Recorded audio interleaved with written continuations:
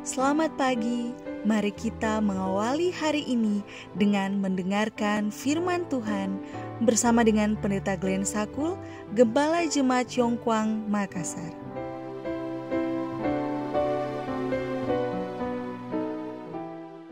Shalom, selamat pagi.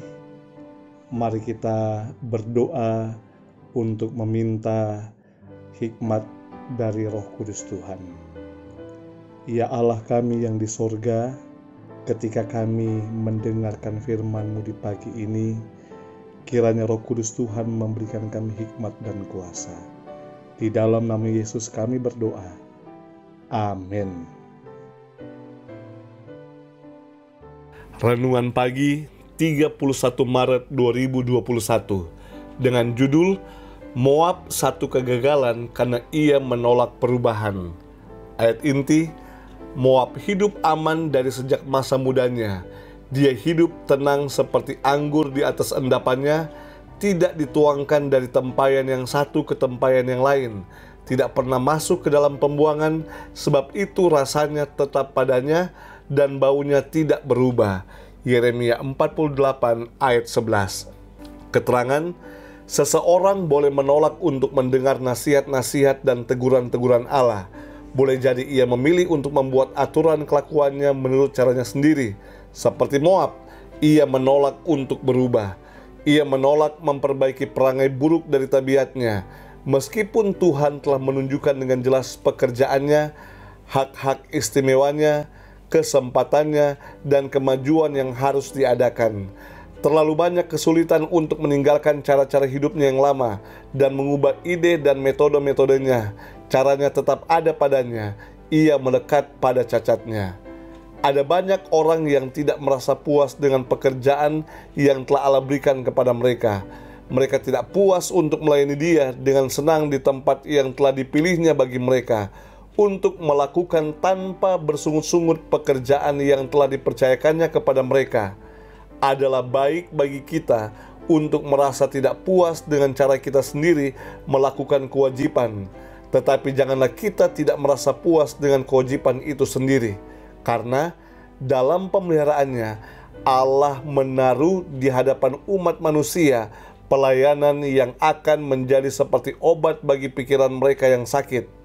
Sebagian orang ditempatkannya di mana disiplin yang kendur dan pemanjaan yang keterlaluan tidak akan menjadi jerat bagi mereka, di mana mereka diajar untuk menghargai nilai waktu dan menggunakannya dengan sebaik-baiknya dan penuh hikmat.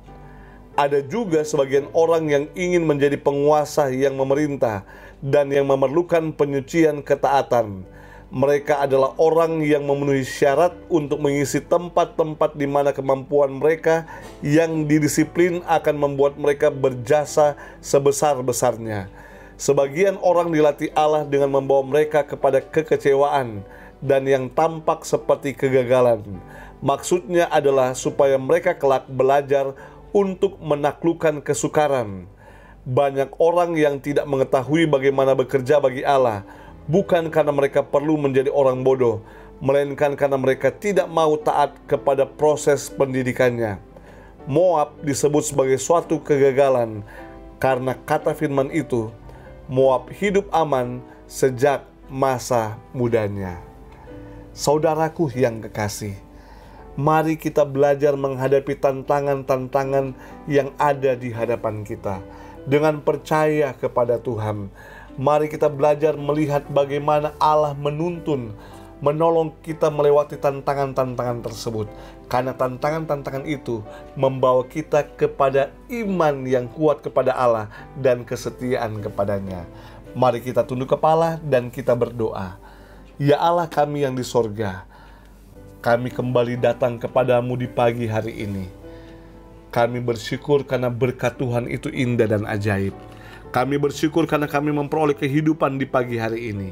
Dan kami datang kepada Tuhan untuk menyerahkan hidup kami hari ini ke dalam tangan Tuhan. Kiranya Tuhan mengulurkan tangan Tuhan, memegang kami, berjalan bersama-sama dengan kami, memberikan kami kekuatan dan kesehatan, sehingga kami aman di dalam kasih karunia dan perlindungan Tuhan. Kami menyerahkan hidup kami hanya ke dalam tangan-Mu. Di dalam nama Yesus yang adalah Tuhan dan Juru Selamat kami telah berdoa. Amin.